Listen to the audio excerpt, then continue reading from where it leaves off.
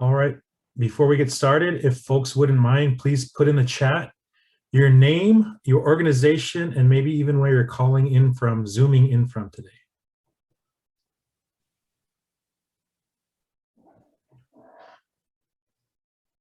And I get to kick us off for the day, so I'm going to begin. Haumitakepi. Chante washte na pechi uzapi, ake itazi cha wantala lakota machiapie, waindushino washichi machiapie. Hello, my relatives. I greet you all with a good heart and a handshake. My Lakota name is Ake Itazi Cha Wantala, again, straight shooter. I'm otherwise known as Wayne Ducheneau. I'm the Executive Director of Native Governance Center, and it's my pleasure to present the land acknowledgement for our meeting today. I am participating today from the Cheyenne River Sioux Tribes Reservation in north central South Dakota.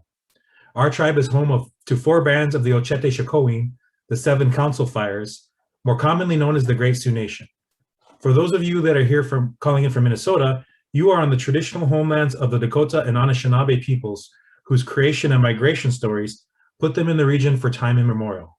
We honor and acknowledge our place today and its first peoples, past, present, and future. For more information on land acknowledgement, visit nativegov.org. It's now my distinct honor to introduce Paul Massey-Archin, who will kick us off with a quick welcome. Paul. Great. Thank you so much, Wayne. Good afternoon, everyone. I'm Paul Massey-Archin from the Minnesota Council on Foundations. I wanted to just start off by welcoming you today.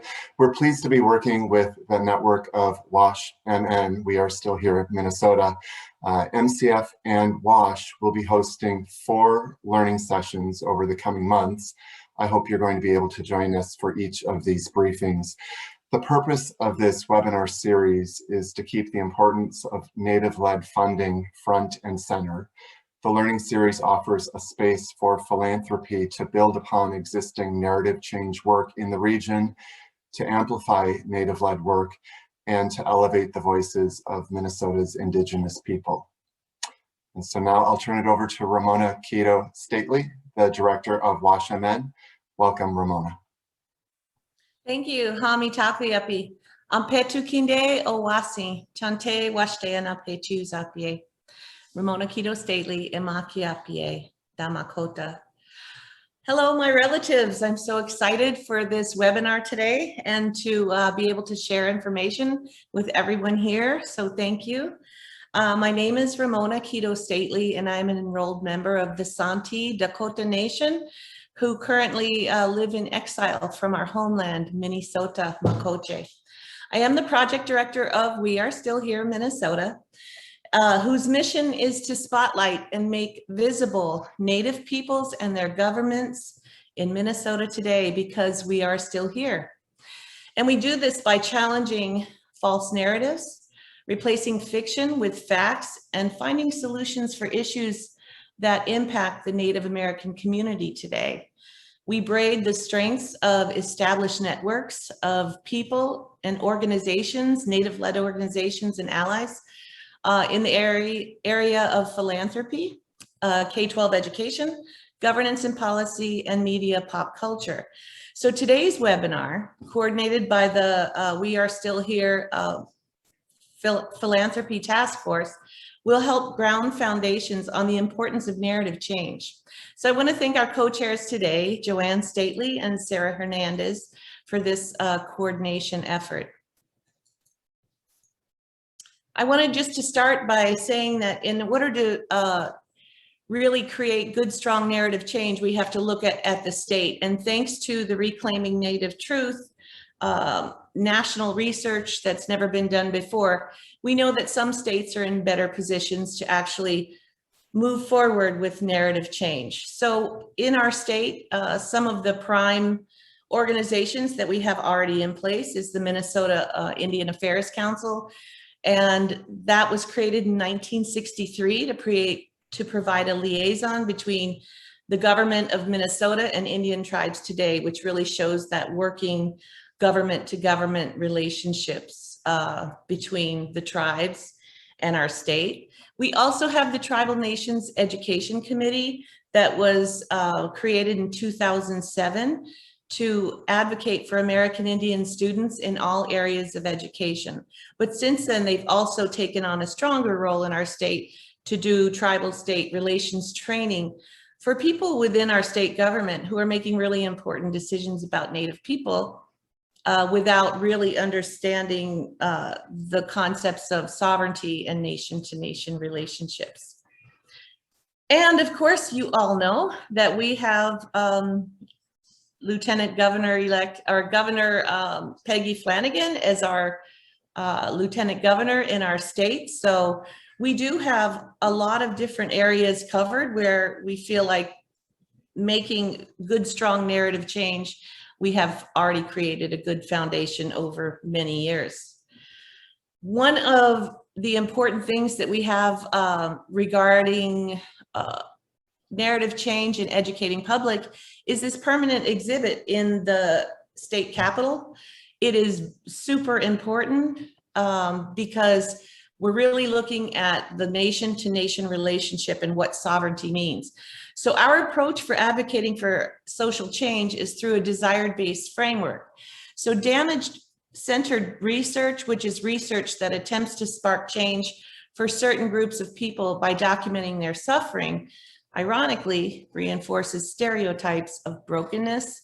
And we don't want to portray that. Instead, we embrace the nuances and contradictions of life while rejecting one-dimensional portrayals of our people.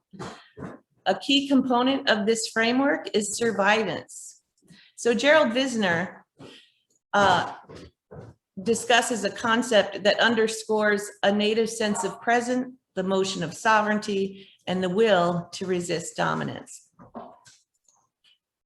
And finally, we have the Minnesota Indian Gaming Association in our state, who currently is the second largest tourism attraction to the state. So imagine the economical impact of our tribal nations. And also recently, we have Indian Mounds Park, and the city of St. Paul recently came together, this is just a month old, and changed the signage. Now, these are just 5 words on the top of the signage at Indian Mounds Park, and it says, this is a cemetery, and it's had a profound impact on people, instead of saying burial mound, where we don't really connect to that. But we do connect to a cemetery because we know, and we have loved ones in places that are called cemeteries.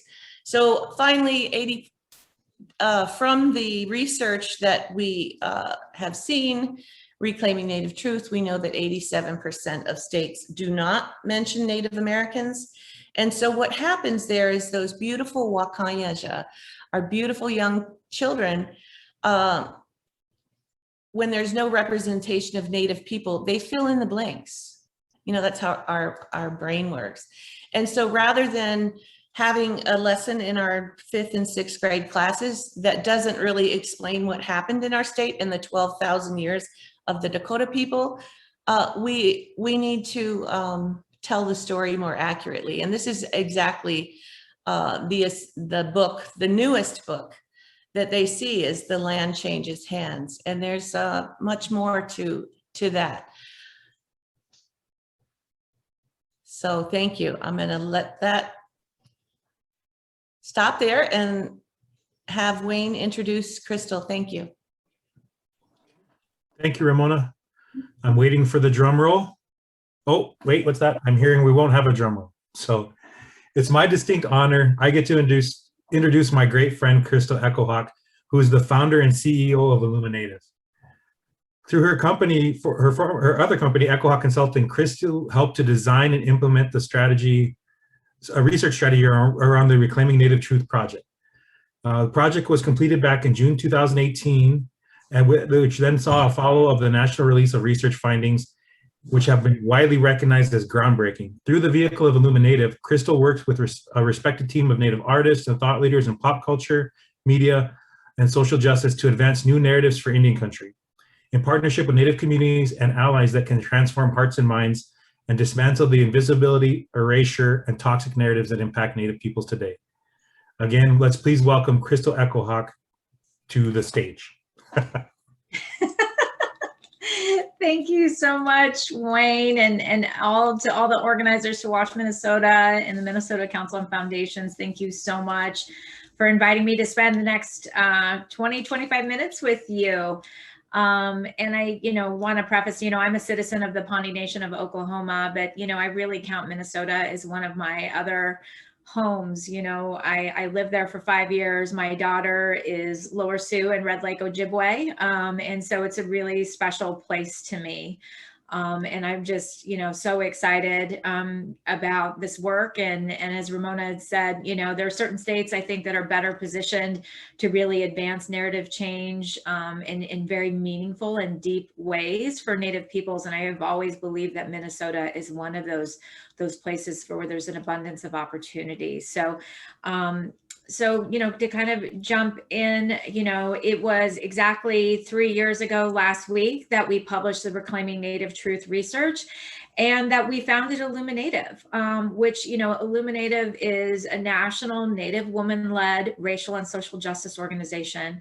And really our mission is, how do we build power for Native peoples by amplifying contemporary Native voices, stories, and issues in order to advance justice, equity, and self-determination for our people.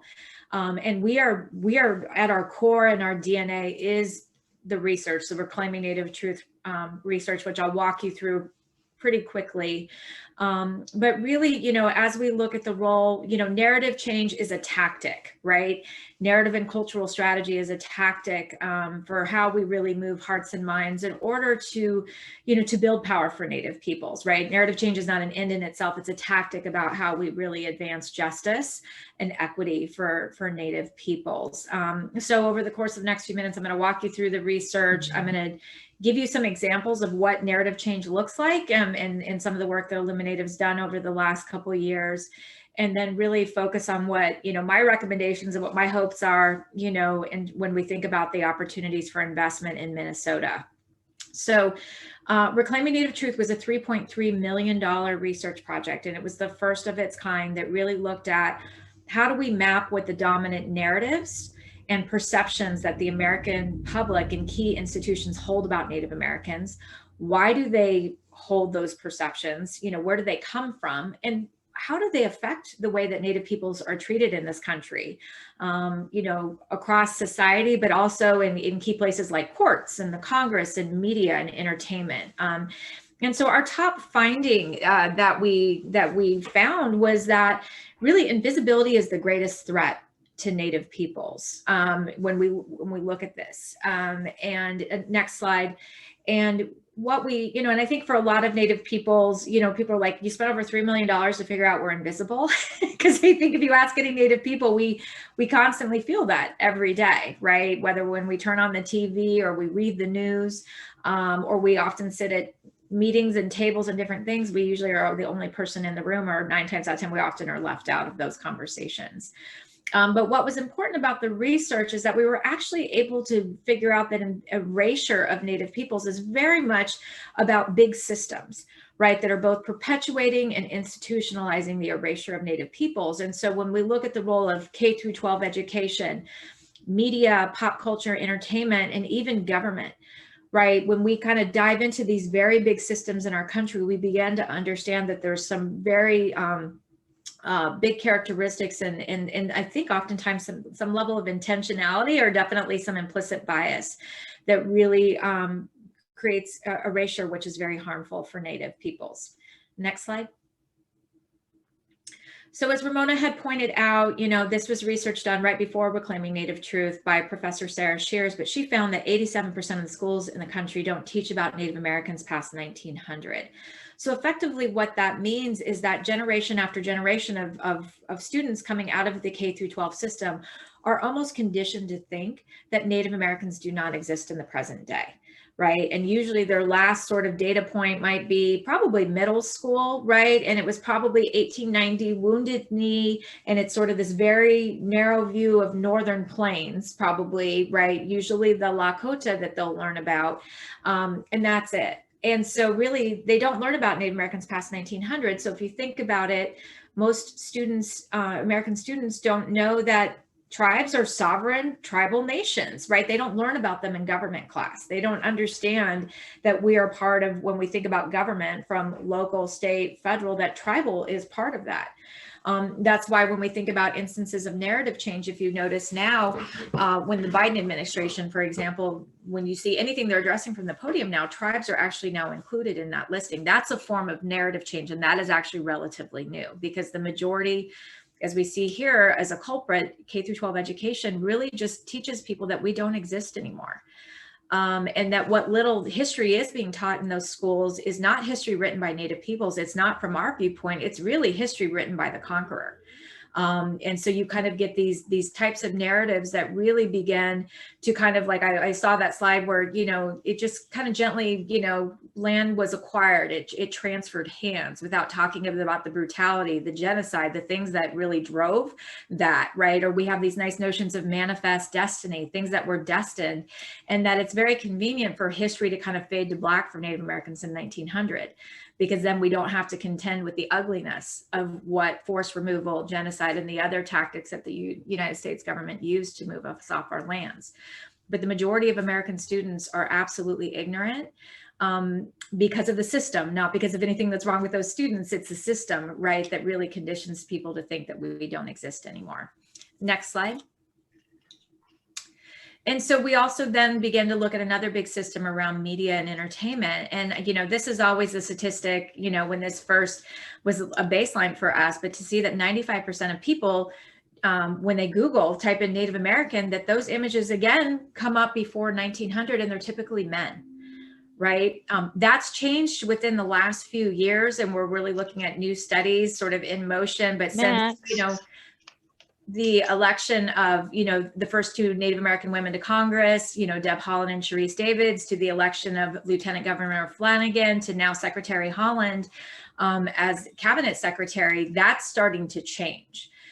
So we're starting to see some of that start to shift, but still you'll find predominantly, you know, there's an overrepresentation of these more historical images and less representation of contemporary Native peoples in these big systems of media.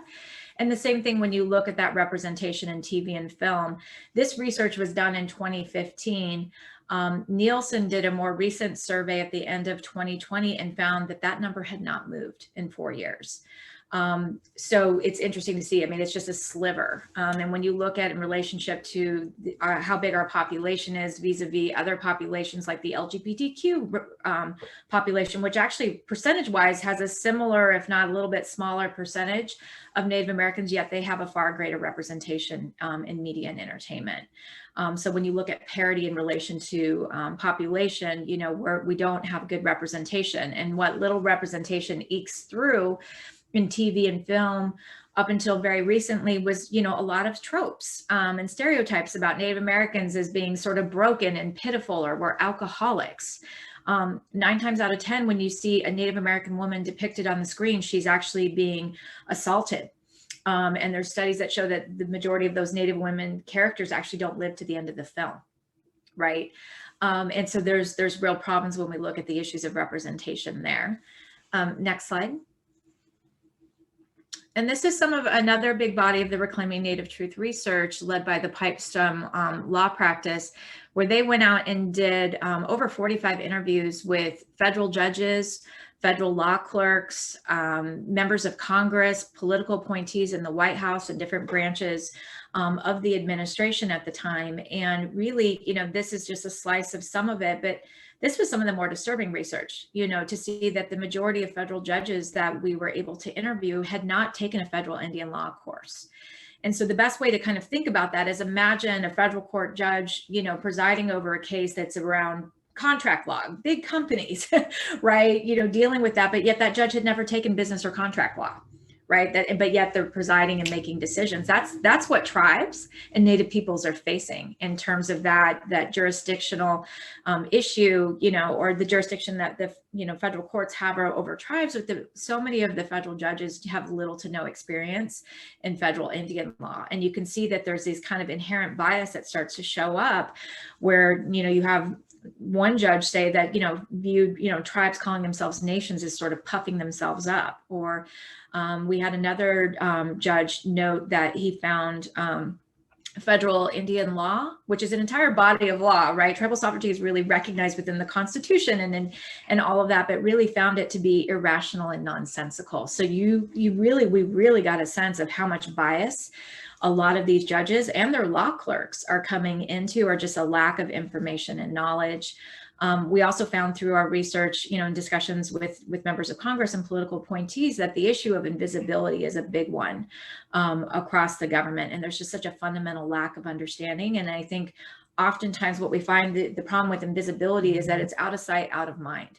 So as you're looking at big issues where Native people should have a seat at the table, and you're talking about policies that directly impact Native peoples, the American public, right, because of media, pop culture, education, conditions people to think we don't exist anymore, right? And so this has ramifications. No matter what profession you choose to go in, you're still carrying that lack of information, or even an implicit bias that erasure creates, that really causes big issues for how we Native Americans are treated in different sectors across American society.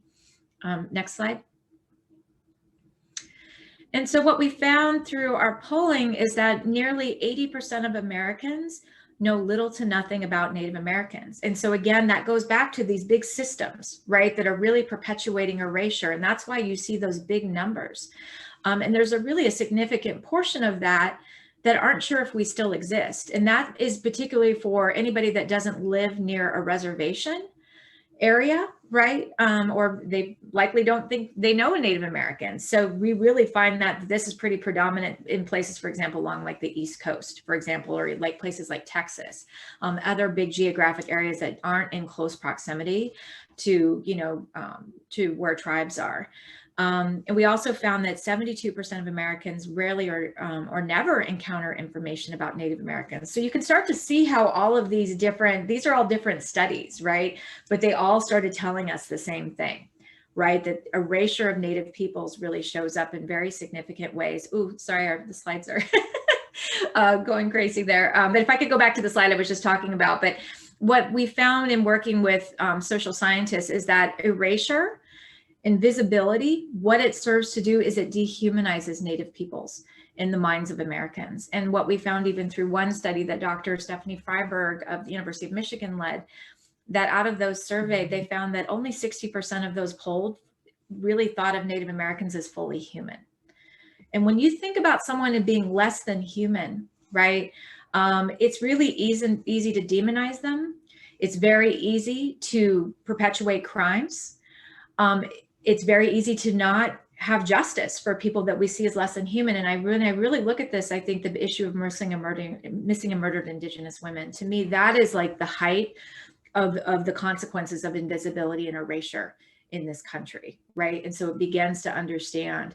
And even there's research being done right now around missing and murdered Indigenous women that show that because of that erasure and what little is eking out, it begins that dehumanization is actually leading to a lot of victim blaming, right? And rationalization why that not more is being done on this issue. So it's something we really need to pay attention to. Next slide. And so again, as I mentioned, invisibility, again, members of Congress, right, said that this is definitely an issue, and that the members of Congress oftentimes just are not thinking about Native peoples when they're formulating policy and legislation, even sometimes when they have states where they do have tribes, right, they're representing. I mean, this is more the case in states that maybe don't have tribes, but it's in our vested interest as Native peoples that all people have a clear understanding of who we are. Next slide. And so another consequence of invisibility is really the fact that you get people underestimating that, thinking that we don't face discrimination. 66%, that's a big number that think that we don't face discrimination in this country. And it's just because, again, going back to that statistic that 72% don't encounter information about us. This is why. And so we really, when we did a ranking, right, of who, in people's minds is the most discriminated against versus the least, we fell in the middle, and we're not that far above white people, right, in terms of that. And so it just showed that, but you see the counter that when 75% of Native people's polled feel as though we face serious discrimination. So there's a big discrepancy there. Next slide. So that's just kind of the really fast overview of what we learned from the Reclaiming Native Truth research. But we also really found through the different methodologies that we did that there's actually a way forward. We actually learned a lot about what starts to open diverse sets of Americans and key institutions up to kind of learning more and almost, you know, dispelling some of this, the prominent stereotypes, but also just the erasure really creates also an opportunity to really educate. So next slide. So what was interesting is, as much as we found 78% of Americans know little to nothing about us, we found the same amount want to know more.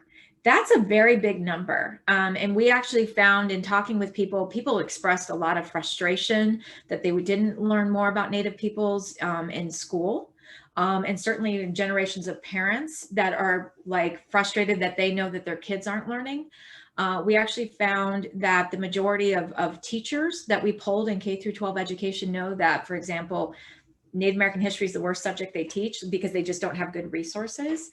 And we found that 72% of Americans actually support significant changes to K through 12 curricula with regard to Native people. So you start to see with these numbers that despite the erasure, there is interest. And I can tell you in that 78% number, that's actually a number that Hollywood and media has really much paid attention to, because what that signals, there's an audience. And for too long, you ask, you know, newsroom editors, you ask executives at studios about why they don't put more television shows or movies on about Native Americans, or why they don't cover more stories about Native Americans in the news. And they'll tell you because we're such a small population that nobody cares, right? That there's not an audience for that. This number, I can tell you, has really helped to start to move some of these decision makers and media to understand that it's not just about Native Americans only care about Native Americans. It's actually a pretty significant majority of Americans, right, that want to know more. And so that's really important. Next slide. So what this showed us through all of this research, right, is that there's a dominant story in this country that we no longer exist, right? There's a dominant story about manifest destiny, maybe some romanticizations about the last sort of Native American resistance, but that we sort of conveniently fade to black, right? But yet people want to keep parts of us. They like our art and culture. They like our jewelry, right? They like our spirituality and certain elements of who we are. But it's an inconvenient truth for most Americans what really happened in this country. And a lot of people don't know. And that's what we found. The majority of Americans don't know about broken treaties. The majority of Americans don't really understand about genocide, that it actually happened here. And so when we look at these dominant narratives and stories, you know, we see that begins to rationalize discrimination. You know, erasure, our research really found that erasure really fuels racism and discrimination in itself, right? That dehumanization process. So it's really important that we look at how we change these dominant stories and ideas, right? Because narratives are just really about big ideas and sort of these master stories that we help to order our world and how we think about certain things, right? And you look at the dominant narratives that relate to Native Americans, and really as we looked at our research, we really began to find if we can change the dominant stories and perceptions that Americans have and begin to re-educate them, not only about the past and what's really happened, because the majority don't know, right? Like I'll show, for example, everybody's like suddenly like the boarding schools, we didn't know, right? That's a big headline right now. We need to re-educate and show people not only what happened, but it begins to explain more about the present day of why certain conditions exist within Native communities. But it also gives us an insight about where we can really amplify who Native people are today and our visions for the future, our Native-led solutions. That is how that's how we change the future for Native peoples. That's how we change policies, right? There's so much power in really looking at how we change the story in order to change the future. Next slide. And so really what the research found, and this is our theory of change, is that we need to constantly disrupt and interrupt that erasure. I mean, it's every single day. Like I'll tell you, for example, I turned on CNN this morning, big story about COVID, the disparities around vaccinations. And they talked about people of color, huge statistics on Blacks, Asians, Latinx, Native Americans not included, despite how bad COVID impacted our communities. That's the way the media is reporting on it. So we have to constantly counter that erasure that's constantly happening every day in this country. It's also very important that we combat and smash stereotypes and things like racist sports mascots, because those types of things, whether it's a racist sports mascot or a stereotype about Native Americans, you know, whether it's the way people dress up during Halloween, or when we see sort of certain depictions within the media, that's the only entry point that most Americans have about Native peoples. That's literally about usually the only interaction they get with us. So that's why it's so important. It's bigger than political correctness. Representation does matter. It does matter in how we're treated today. So it's really, really important that we empower Native communities and tribes to fight the erasure, but also to really combat the stereotypes. Third, as we sort of are almost clearing the operating system, right? The operating system in the United States, if you think about a big computer system, it is filled with a lot of misinformation about Native peoples, right? And how we're represented. So we really need to kind of almost clear the operating system of most peoples and how they think about Native Americans. And we need to re-educate them about history, the real true history, but also who we are today, right? And our place within American society. And so it's really important that we do that re-education and that we really work to build relationships with allies and relationships that are really built on equity, right? And partnership. It's reframing that. Native Americans don't need to be saved by non-natives, right? We need good, equitable partnerships. And so that's a third part of what we found in our theory of change. And 4, we need to do everything we can to increase the representation of contemporary Native peoples in every facet of society. But what we found through our research is that the top places we need to, like, kind of the biggest levers for change is if we can increase that representation in media, pop culture, government, also education. Those are big drivers. And if we can really increase the way, whether it's Native Americans leading in those situations like a Secretary Holland, right? Or if it's really getting sweeping changes to K-12 curricula, those are going to be the things that can really promote lasting social change for Native peoples. Next slide. And so, as I said, you know, that's where we think the importance of narrative changes is how we change the future. And I'm just going to show you a couple slides and then I want to kind of tie it back into Minnesota because I know our time is running short. So next slide. And you can go ahead and advance. And this is really just looking at how we're building power through Native peoples through representation and narrative change. So COVID last year, this was a big one. We found in the early days of COVID that the media was not reporting on the disproportionate impact of COVID on Native communities at all. And in fact, in the early iterations of the CARES Act, tribes were not even included, right? And when the first emergency assistance was released by the federal government through the CDC to go out to communities, they tied up what was designated for Indian country in red tape and nobody said a word. So what we really began to find that invisibility can be a matter of life or death. So whether it was Illuminative, Indian Collective, Decolonizing Wealth, Native Americans in Philanthropy, NCAI, I mean, you saw so many different Native organizations and tribes really go out there. We had to self-organize in order to really take care of our people and our communities. And so we understood very quickly that it was really important that we look at a variety of different tactics to increase media coverage. We convened the first virtual town hall in April of 2020. It was the first time that there was like a major presence really talking about COVID's impact in Indian country, and we had 250,000 views. It was the first time, and a series of media coverage started spinning out of that, right? And we were just one of many organizations, but you can really see how invisibility can be really deadly, right? And it's really important. Next slide. We're also coming up on the 1-year anniversary of the Washington football team name change, right? And that's a big one. But really looking at that, again, as I mentioned before, it's so important for us to really go out and do everything we can to eliminate these racist sports mascots. But even more recently, you know, we did a big campaign regarding Rick Santorum and his comments that really that Native Americans, you know, like we didn't really exist, you know, and we don't really exist today, right? This country was sort of birthed out of nothing. There was even commentary last night on Fox News, and I'm not trying to get partisan, but it's just saying that there's these kind of narratives out there again that Native American land wasn't stolen. It was won fair and square on the battlefield. And you look at sort of how these narratives that really gloss over what really happened can be incredibly harmful when we think about how we're dealing with issues pertaining to Native peoples today. So that's why we work really, really hard in the media. When we see these kind of false narratives and these toxic stereotypes, it's really important that we have the ability to organize and make our voices heard and to really affect the norms. Right. And we were able to get CNN to fire Mr. Santorum, and we're now working with CNN to really look at how are they going to increase representation of Native peoples across the board on their network.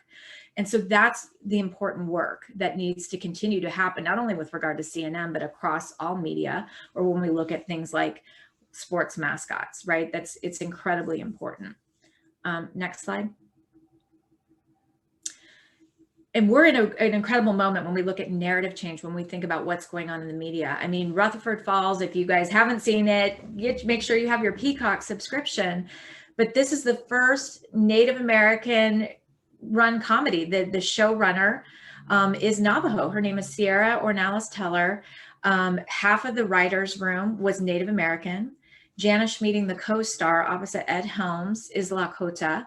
And it's a really significant storyline, and it's funny. It's entertaining, but it also, if you watch it, you see the elements of narrative change, and it's going to be really fascinating. We're actually looking at doing a study to look at how Rutherford Falls has impacted the way that Americans think about Native peoples.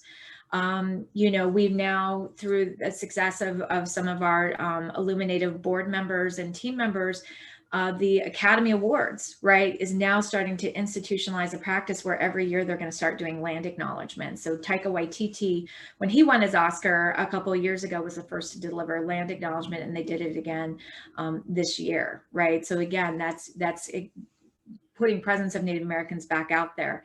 But we look at these sort of different ways that representation is so important, and we are starting to see a lot of movement within Hollywood. Next slide.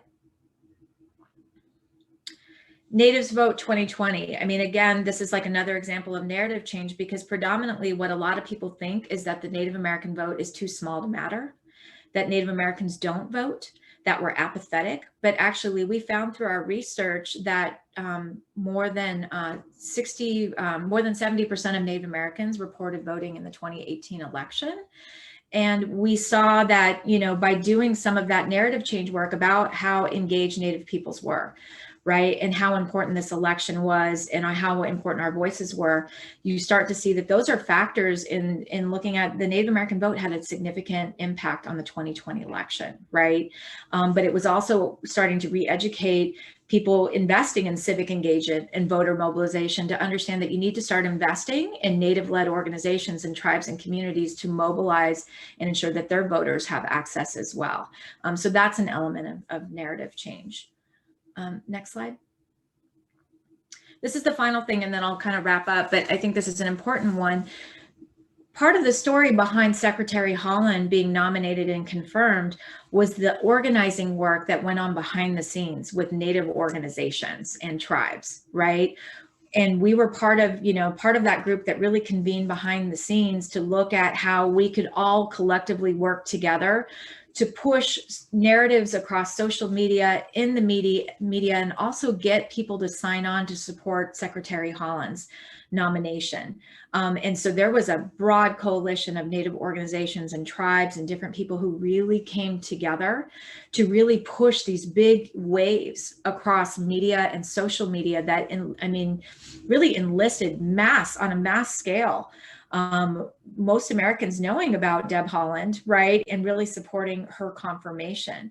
And that was really important. And so I think right there, I'll stop, because I think that's part of what narrative change is. It's not only about putting ideas and stories out there, but it's about deeply investing in Native organizations and tribes and their ability to engage in communications and to engage in narrative change work and that connective tissue, right? Because what we found in our research is that the only way that narrative change can really work and take hold is if it's almost like surround sound. We, in a sense, all have to be kind of saying similar things, right? Words matter and how we frame things. And we need to really invest in Native people's capacity and ability to really turn up the volume, right? On who we are today, the things that we believe in, the priorities we have and our visions for the future. But we also need to invest in that connective tissue with our allies as well, right? Where we really share common goals around equity and justice and multiracial democracy, other things that are incredibly important are local issues.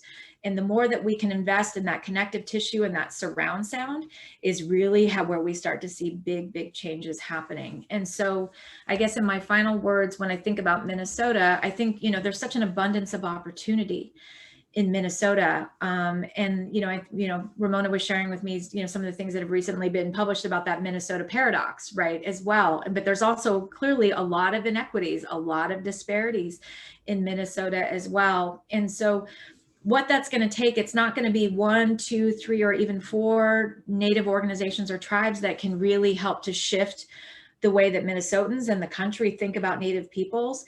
It's really going to take a deeper investment around a broader ecosystem, right? We got to be looking at the whole together, and really how we're building the capacity, and we're building the capacity for representation, right, in these core areas. And I think there's such an opportunity for investment, and philanthropy can be a big partner. And I will tell you, Illuminative, I'm really proud to say, actually, if you could forward another couple slides, I just want to show one final thing here. After that, this one. When you look at our impact, the Illuminative is a little organization. We got founded 3 years ago, but you see we're posting big numbers in terms of the way that we're able to reach mass audiences, right? And some of the wins that we've been able to achieve. The reason why we were able to do that is because we had funders step up in the early stages in our 3 years of inception and give us general operating support and say, here you go. We believe in you. We trust in you to lead narrative change, right? To know and to understand what that looks like for Indian country, and to be able to have the ability and flexibility to play and to experiment and to take risks, right? And not to kind of be so hemmed in by project-based or, restrictive funding. And that level of investment, partnership, trust, that equity I feel that we have with our funder relationships has allowed us to get a lot of stuff done. And so I can't say enough right now, and I think Minnesota in so many ways, philanthropy is leading the way, but to be able to give that flexibility, to really be able to make those deep investments in both Native nonprofits and tribes in Minnesota to do this work. And to not only help them build the capacity, but trust what they know and to trust Native-led solutions. I think the time is now, and there's such a huge opportunity. So I will wrap up there because I'm sure I'm over time. But again, however Illuminative can be a resource and a partner to the work, but I have a true profound belief that Minnesota could really be a model state for narrative change that really leads to impact around justice and equity for the entire country. So thank you. Thank you very much, Crystal. Yeah, like Joanne just put in the chat, please feel free to pop questions in the chat. I'm going to try to grab them as they come up. And then I'll just ask them to you, Crystal, so that you don't have to be bothered with reading the chat. So the first question is from Robert Scarlett. He says, very impactful presentation. Have you run across the work of Gwendolyn Cates and her documentaries, The Doctrine and Confluence, which he believes can help build a new narrative? I have not, but would love to look at it. Yeah. Right on. And Robert, if you send that to Paul or Ramona or someone, we can make sure that Crystal helps get those things. Other questions for Crystal?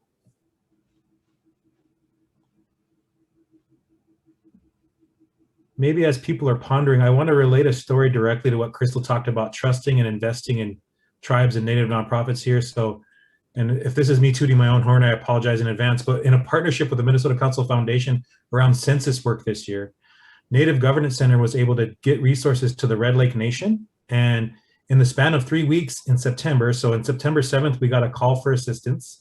They were at a 7% total count for the Red Lake Nation. in Minnesota. Through getting state funds from the State Demographer's Office and from some resources that we received as a part of the Minnesota Council Foundations, Minnesota Census Mobilization Partnership, and the Blinded Foundation, we were able to direct resources to Red Lake for them to do outreach work on their tribal nation. And in the span of 3 weeks, so from September 7th to September 23rd, they went from a 7% count to 100% total count of their population. And we made it, to Crystal's point, the dollars were flexible. We didn't prescribe the how, the when, the where, the what. We trusted the nation would know what to do best with those resources.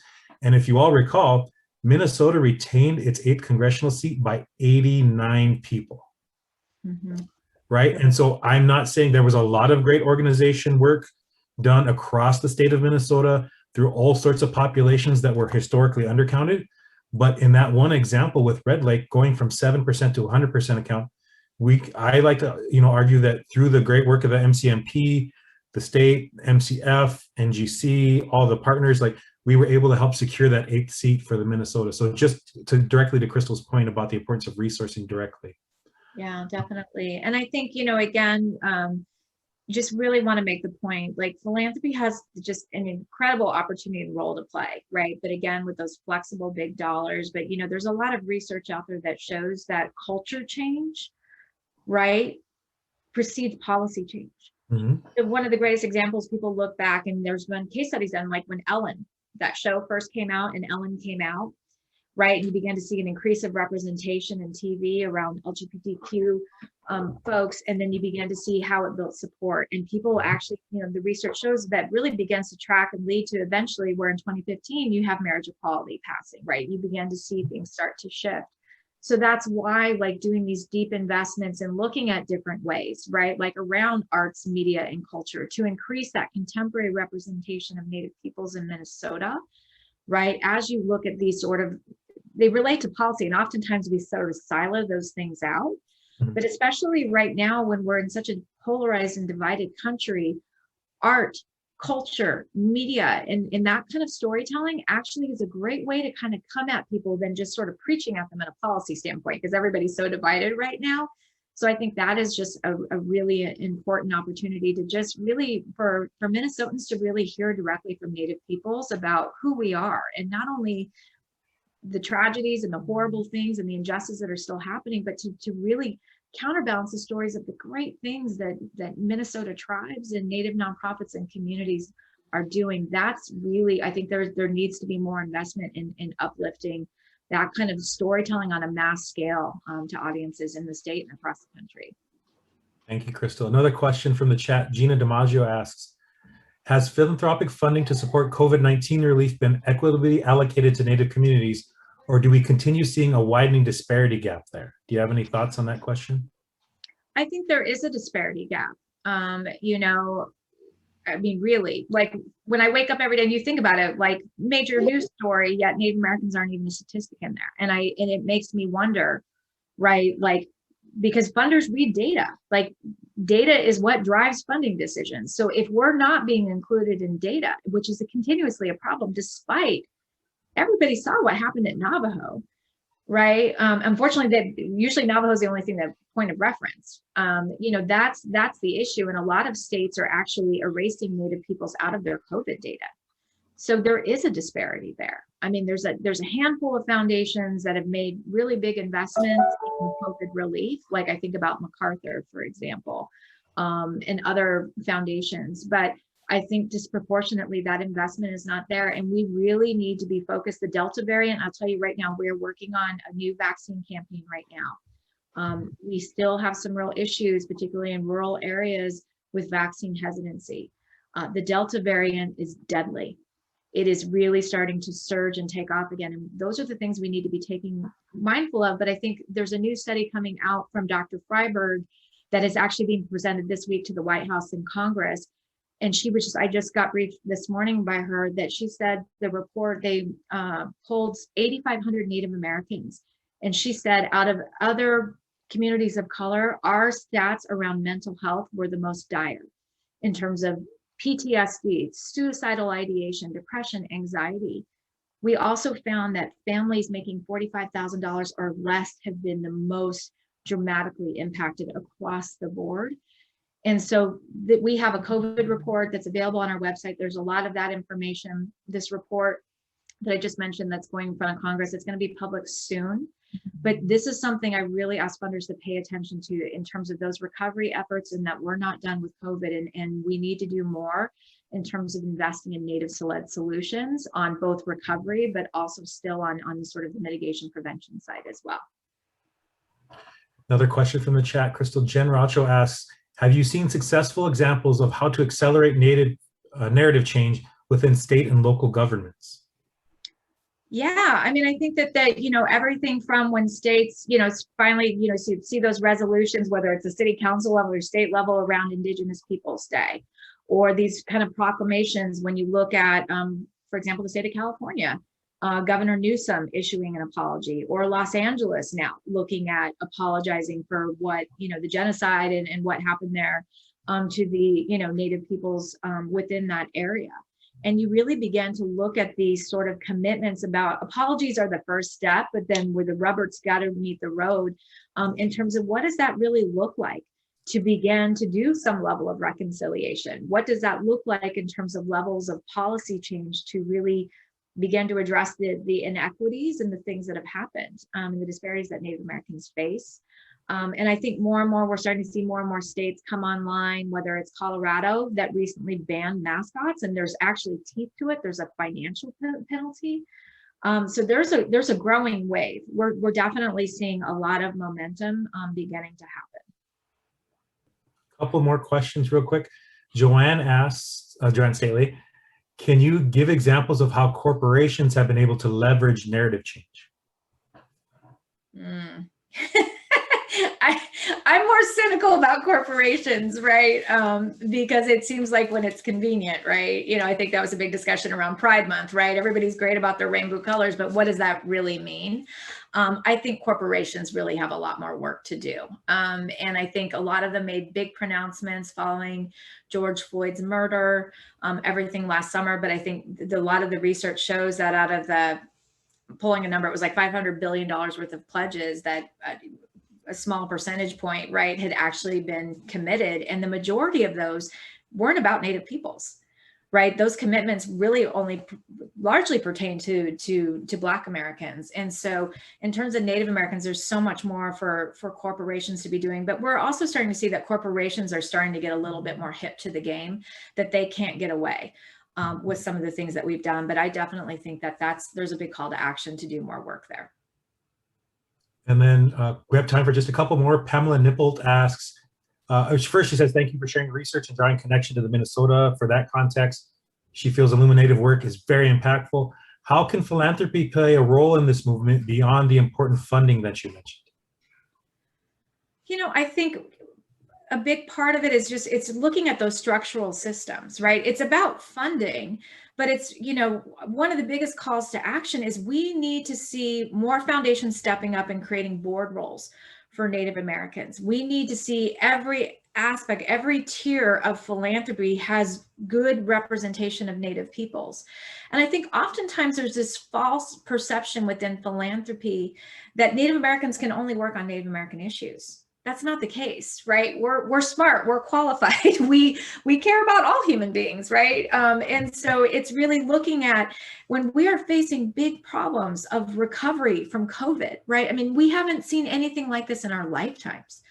When we look at the way that, the racial disparities, the economic disparities, inequalities never been greater for all populations.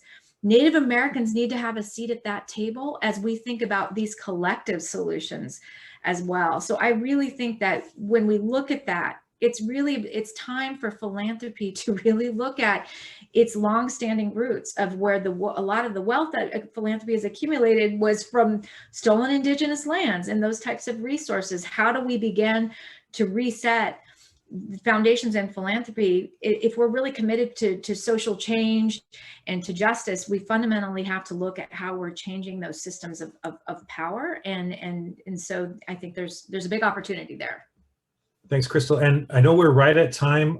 Andreas and Karen, I captured your questions. So we have those. We'll get them to Crystal, and maybe we can do like an email out to the group with some of these questions that didn't get answered. Nick, thank you for sharing a resource there, but I want to make sure we give time to our philanthropies task force subcommittee co-chairs, Joanne Staley and Sarah Hernandez, to close us out in a good way. So with that, I will mute myself. Thank you again, Crystal, for the Q&A. We appreciate the answers. Thank you.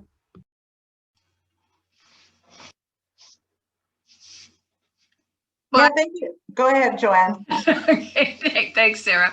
Well, on behalf of We Are Still Here, the Philanthropy Committee, and all the committees that represent WASH, we are so happy that you were able to join us for this first session and talking about reclaiming Native truth and talking about reclaiming our narratives.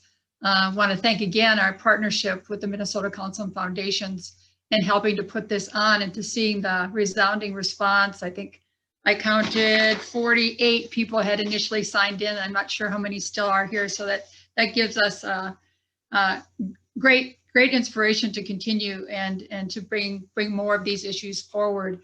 We want to thank Crystal for her enormous work that she's done, particularly with this work with Illuminative and working on this research and being willing to join us today. But her life story goes beyond just these last 3 years. And what her talent and what it brings to the Native community is huge, and we appreciate that as well. Just a few housekeeping things. There will be a survey because we do want to get your feedback as we think about the planning of these next several sessions. And with that, I just want to turn it back over to my co-chair, Sarah Hernandez. She and I have been tag teaming in philanthropy for some time, and she brings a lot of strength to me in my work because sometimes as being that one Native person in an organization, it's pretty lonely. It gets pretty lonely. So it's nice to have this type of support that continues to carry me in this work. So Sarah? Yeah, thank you, Joanne. I just want to thank everyone as well for participating, and a shout out to MCF and Crystal. And also I want to extend an invitation to funders. Joanne and I are co-chair of the philanthropic subcommittee, and some of the members are on this call, but there's an open invitation for you to also participate in our subcommittee to be along this journey with us. So send an email to Joanne and I if you're interested.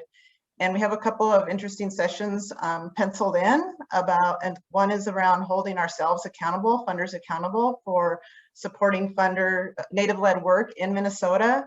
And another possibility is highlighting some research that has been done at the Center for Urban Regional Affairs about public funding to Native-led work. So those are two things that we're hoping to highlight over the coming months. So I encourage you to keep your eyes and ears open, and look forward to seeing everyone again soon. Thank you, everybody. Thank you, everybody. Have a great day.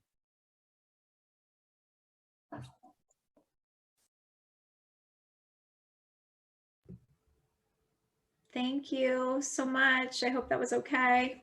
That's great, Crystal. Thank you. Well, Sorry, anything you can do. I flubbed your intro, but I clicked away from my document button. It dropped behind my Zoom. I'm like, yeah, welcome to the stage, Crystal. That's perfect. I told you keep it simple. I hope But that anyway, I can help you guys. We're always a resource, so just please let us know. Mhm. Okay. I know, maybe if we could just stay on, can we do a quick debrief, or does this like stop? Yeah. I'm gonna see if I can get Sarah to jump back on again. I suppose Paul could stop recording, or do you want to record the debrief? Oh, yeah. Unless we want a record of it.